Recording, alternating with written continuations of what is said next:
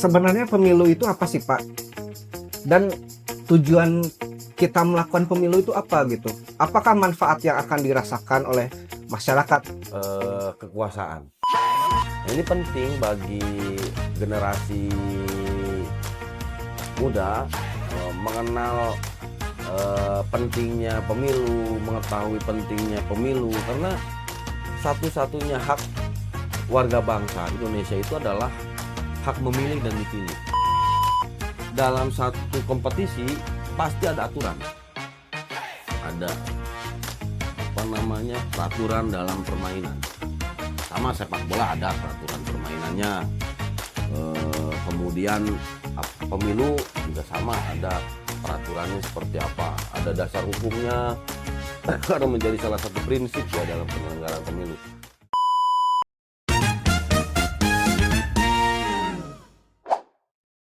Assalamualaikum warahmatullahi wabarakatuh.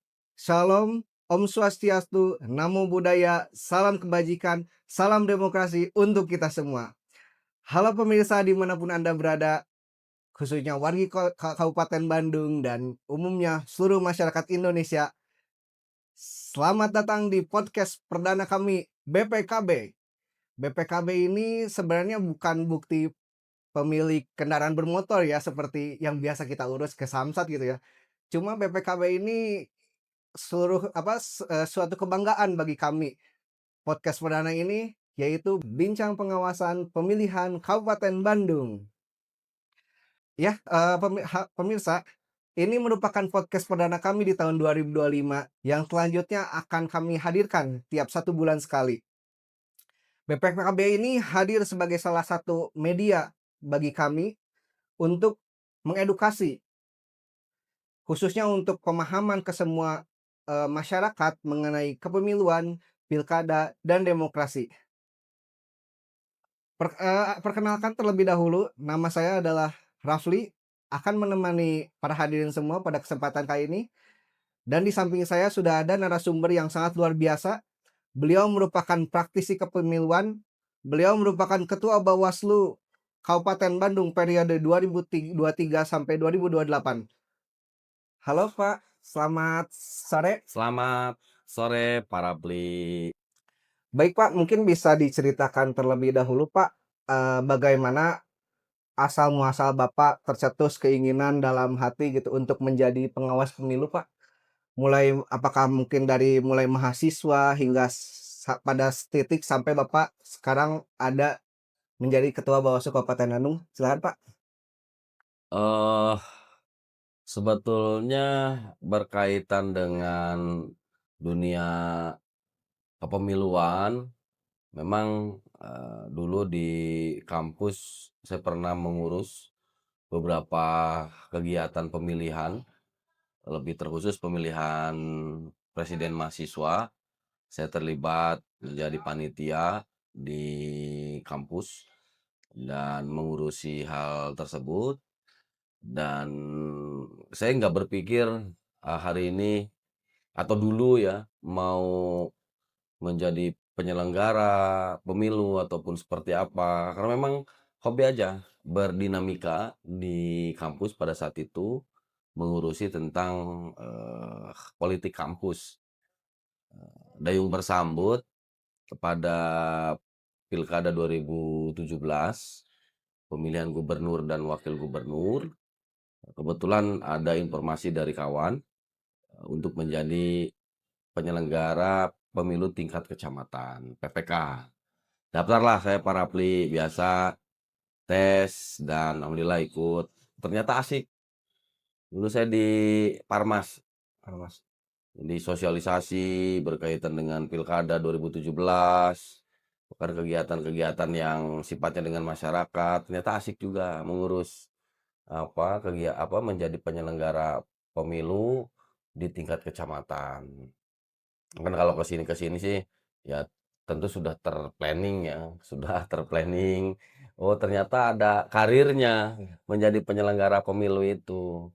Ada ada pijakan pasca di kecamatan kira-kira kemana kan gitu. Sebetulnya kan kita merencanakan, tapi kan Tuhan yang menentukan rezekinya seperti ini, begitu Pak Rafli.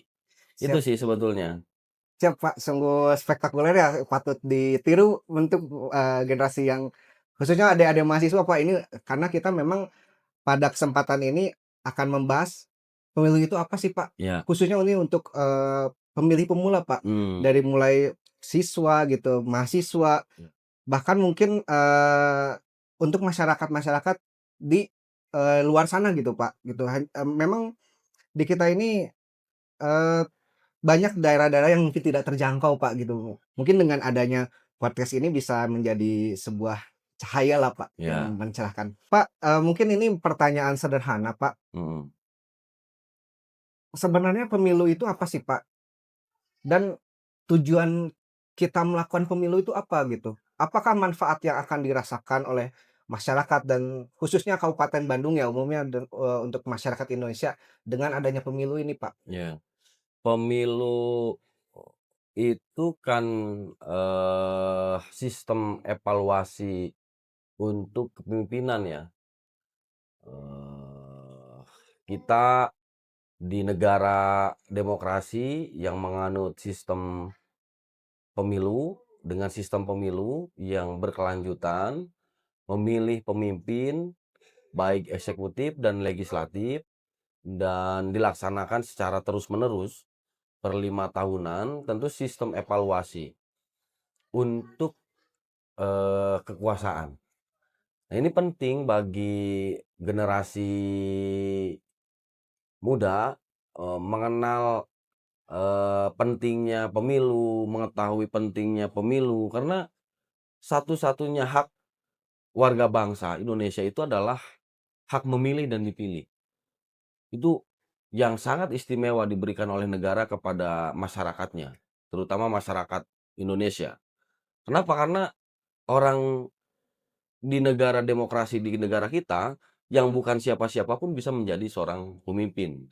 Katakanlah menjadi seorang bupati, gubernur, wali kota, ataupun presiden. Orang yang bukan keturunan siapa-siapa, tidak punya siapa-siapa, tapi dia punya awareness terhadap masyarakat, kemudian masyarakat tertarik, dan tentu bisa dipilih oleh masyarakat. Nah, per 5 tahun ini adalah siklus untuk mengevaluasi kepemimpinan. Jelas ya, mengevaluasi kepemimpinan, baik eksekutif maupun keterwakilan, tadi legislatif. Legislatif juga kan, memiliki peran yang sangat signifikan dalam proses berdemokrasi kita. Nah, maka, pentingnya pemilu tujuannya untuk apa? Tentu tujuannya untuk, untuk kedaulatan bangsa. Untuk kedaulatan masyarakat. Masyarakat yang punya aspirasi, masyarakat yang punya keinginan, masyarakat yang terwakilkan melalui lembaga legislatif ini, jalannya adalah satu-satunya melalui pemilu. Kita misal ingin mengevaluasi kepemimpinan bangsa saat ini, nggak ada lain cara, ya di antaranya adalah dengan pemilu itu, yang siklusnya di negara kita per 5 tahun. Manfaatnya banyak. Hasil pemilu itu kan menghasilkan kekuasaan. Kekuasaan menghasilkan kebijakan. Nah, kebijakannya itu apa? Apakah bermanfaat, tidak bermanfaat, baik, buruk, dan lain sebagainya itu kan hasil dari proses, sistem pemilu di kita ataupun eee, hasil daripada pemilu kita, seperti apa atau pilkada kita. Kalau memang kita menghasilkan pemimpin yang bagus di pemilu, tentu akan menghasilkan produk kebijakan yang juga, bermanfaat bagi masyarakat. Itu Kang Rafli. Ya, berarti, Pak, memang pemilu dan pilkada ini sangat menentukan untuk nasib atau masa depan suatu Jelas, wilayah ya, Pak, ya? betul, Terutama, kita semua di wilayah Kabupaten Bandung ini dan masyarakat Indonesia ya tentunya, Pak, dengan adanya kita memilih kepemimpinan yang baik atau wakil-wakil yang baik tentu akan menghasilkan kebijakan-kebijakan yang tentu memberikan manfaat yang, eee, bermanfaat gitu untuk masyarakat ya, Pak. betul. Nah sekarang, Pak, memang kadang di masyarakat ini sering bingung, Pak. Kadang Mhm, saya pun ada di tetangga saya sendiri gitu, iya, kerja di mana, di Bawaslu. Bawaslu. Oh, Banwaslu ya? Nah, masih Panwaslu. ke Banwaslu itu bagian dari KPU ya? Ya, Nah, ini kadang menjadi suatu yang kok, kenapa gitu, kok masyarakat masih belum belum mengetahui gitu ya, ya, apakah, Bawaslu itu apa, KPU itu apa? Mungkin bisa ya. dijelaskan Pak mengenai penyelenggara pemilu ini Pak? Saya mengilustrasikan penyelenggaraan pemilihan ini layaknya kompetisi. Masyarakat pasti menginginkan kompetisi itu yang sportif, katakanlah, sepak bola. Masyarakat pasti senang ya, hiburan, makanya kita identik dengan pesta ya, pesta demokrasi. Sama aja kompetisi pemilu itu selayaknya kompetisi dalam sepak bola. Orang melihat satu sepak bola, pertandingan sepak bola, antara klub A dengan klub B, itu pasti menginginkan yang sportif, baik dari peserta penyelenggaranya, misal, PSSI kan, sebagai penyelenggara, pasti pengen penyelenggara PSSI-nya yang sportif. Kemudian pesertanya, klubnya, kalau di pemilu ya partainya berarti kan, partainya atau jalur perorangannya, kan begitu ya, jalur perseorangannya. Kemudian ada di situ wasit, wasit yang mengatur itu permainan. Ketika ada satu aturan yang dilanggar, maka wasit yang ke depan. Offside misalnya, atau full, ada pelanggaran yang dilakukan oleh salah satu pemain terhadap pemain lawannya. Artinya bahwa masyarakat menginginkan satu kompetisi itu adalah yang sportif, sehat, kemudian penyelenggaranya juga, tidak tendensi terhadap salah satu klub, dan akhirnya hasilnya pun yang diharapkan adalah yang bagus ya. Permainannya enak ditonton, kan begitu, karena hiburan. Penyelenggaranya juga dilaksanakan oleh, apa namanya, oleh penyelenggara yang baik, pemainnya juga, apa namanya, cantik permainannya dan lain sebagainya. Kalau yang apalagi di politik, politik pasti ada intrik dan lain sebagainya. Nah, Bawaslu dalam kompetisi pemilu dan pemilihan itu adalah memastikan semua penyelenggaraan dari mulai tahapan pra, proses, sampai akhir itu mengawasi semua tahapan. Karena dalam satu kompetisi pasti ada aturan, ada apa namanya, peraturan dalam permainan. Sama sepak bola ada peraturan permainannya, kemudian pemilu juga sama ada peraturannya seperti apa, ada dasar hukumnya karena menjadi salah satu prinsip ya dalam penyelenggaraan pemilu. Nah, peran Bawaslu dalam pemilu itu adalah mengawasi semua proses tahapan dari mulai tadi pelaksanaan, prosesnya dan hasilnya nanti. Apakah hasilnya bisa diterima ataupun tidak diterima, gugatannya seperti misal kalau tidak terima ada gugatan dan sebagainya. Dan mengawasi semua tahapan yang ada.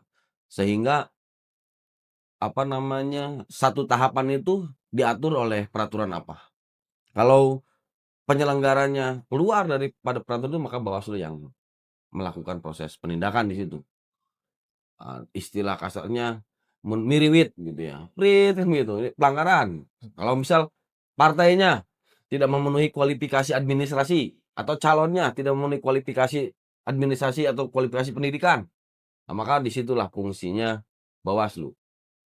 Kenapa hadir? Ya, Bawaslu ini ya untuk memastikan semua permainan ini itu enak ditonton, dirasakan adil oleh pesertanya, dan apa namanya, masyarakat puas terhadap permainan ini. Begitu Kang Raffi. Pak Kapi, Heeh, jika kita melihat mengenai dinamika sekarang Pak, iya, apalagi sekarang tuh, gonjang-ganjing ya Pak ya, mengenai kemarin ada istilah demo mengenai sosial, ekonomi, apalagi media sosial saat ini gitu Pak. Nah, menurut Bapak gimana sih Pak pengaruhnya ini terhadap pemilu kita ini Pak, khususnya di Kabupaten Bandung Pak? sangat berpengaruh besar ya, apalagi, eee, informasi yang sangat masif sekarang itu.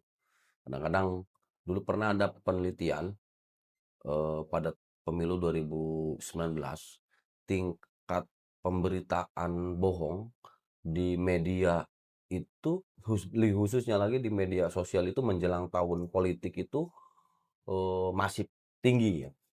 Karena memang, inti daripada permainan itu kan adalah menggiring opini. Bahkan dalam teori politik itu, opini itu adalah menempati posisi nomor satu, menggiring opini publik terhadap, kandidasi, terhadap pencalonan seseorang, terhadap partai, pasti sangat sangat tinggi ya. Nah, banyak memang, hal yang menjadi tantangan kita dalam proses pemilu ya, membincang soal masyarakat. Sekarang kan banyak masyarakat membincangkan proses politik di warung kopi. Masyarakat, mohon maaf, katakanlah masyarakat biasa membicarakan tentang presiden dan wakil presiden dengan arus platform media sosial sekarang kan sangat masif. Dan tentu ini harus, bisa sebisa-bisa masyarakat menangkap informasi yang, yang utuh, yang baik, yang benar, bila perlu check and balance terhadap, informasi yang masuk, apalagi di tahun-tahun politik. Beberapa hal tertentu kadang-kadang, informasinya belum utuh, validasi kebenarannya juga belum belum tentu, kadang-kadang dikonsumsi secara mutlak ya oleh masyarakat. Yang akibatnya tendensius cara berpikir sampai pada menentukan pilihan seseorang itu berpengaruh karena tadi faktor arus informasi yang sangat masif. Katakan di penyelenggaraan pemilu pilkada 2020 dulu pernah muncul isu, eh, gender. Karena kandidasi pada saat pilkada 2020 itu kan dari 3 pasangan calon, 2 dari perempuan dan 1 dari laki-laki. Akhirnya muncul isu-isu yang, kurang baik berkaitan dengan hal itu. Tapi alhamdulillah masyarakat Kabupaten Bandung bisa saling menjaga. Nah, tahun-tahun politik ini rawan Kang Rapli dalam menyikapi proses arus informasi tadi. Maka sebisa mungkin informasi yang diserap oleh masyarakat menghadapi tahun politik itu, tinggi. Maka peran kami dalam proses pencegahan ini, dilakukan. Kita lakukan proses pencegahan, melalui tentu pimpinan kami Bawaslu RI bekerja sama dengan platform media sosial agar bisa sekurang-kurangnya bisa mengurangi arus informasi yang salah, kurang tepat, dan lain sebagainya. Tentu ditopang oleh kita semua untuk melakukan proses pencegahan. Nah, di, di proses penyelenggaraan pilkada biasanya muncul tuh isu-isu yang bernuansa, SARA, kemudian masuk ke grup-grup WhatsApp masyarakat, penyebaran informasi, menggiring opini dan lain sebagainya, itu masif di tahun-tahun politik. Tentu fungsi dan peran kita di tahapan demikian itu, biasanya di tahapan kampanye, kita melakukan pencegahan. Mengundang stakeholder untuk saling menahan, terutama di peserta pemilu, partai politik ataupun, pasangan calon, begitu Kang. Ya. Ya, baik Pak, memang karena, fenomena yang saat ini terjadi banyak misal suami istri ya karena ada penggiringan opini, berbeda pandangan mengenai sosial, ekonomi itu jadi pecah Pak di, Betul, keluarga tuh. Sampai ada juga suami istri yang sampai cerai Pak karena gara-gara beda pilihan, beda pilihan. bisa jadi. Adapun karena berbeda pandangan atau beda agama, beda ya suatu jamaah lah gitu ya, jadi pecah gitu kan yang tadinya ya contohnya tahun-tahun sebelumnya lah misalnya, kemarin lah Pak di Banten gitu ya Pak, ada isu-isu seksisme karena ada salah satu calonnya yang memang wanita gitu Pak. Sedangkan alhamdulillah sih kalau di Bawaslu Kabupaten Bandung kemarin semua gendernya sama ya Pak ya. Jadi isu seksisme ini mungkin tidak dimainkan. Nah, masyarakat mungkin pemirsa semua harus sadar juga ya, harus jangan mudah terpengaruh, jangan mudah terprovokasi gitu. Ini Pak, kalau misalnya memang ini kan pemirsa juga banyak Pak, mungkin yang bukan masyarakat umum ya Pak, bukan sebagai penyelenggara umum, tapi memang punya ketertarikan Pak, punya kepedulian terhadap kondisi politik dan kondisi demokrasi di kita. Bagaimana sih Pak, agar masyarakat kita bisa ikut, ikut aktif gitu Pak, dalam mengawasi proses demokrasi ini? Saya kira pemilu ini masyarakat jangan hanya, eee, tidak ikut campur, tentu harus ikut campur, ikut andil, mengawasi proses pemilu dan pemilihan, karena partisipasi masyarakat dalam pengawasan ini dibutuhkan, Kang. Karena mata telinga kita kan terbatas ya, mata telinga Bawaslu ini kan terbatas, tentu membutuhkan mata telinga perasaan masyarakat. Masyarakat pasti akan, tahu mana yang benar, mana yang tidak benar, secara naluri kemanusiaan. Kalau di tahapan kampanye misal orang melakukan tindakan, yang dilarang atau melakukan ujaran kebencian terhadap salah satu kandidat, itu kan tentu nurani seseorang akan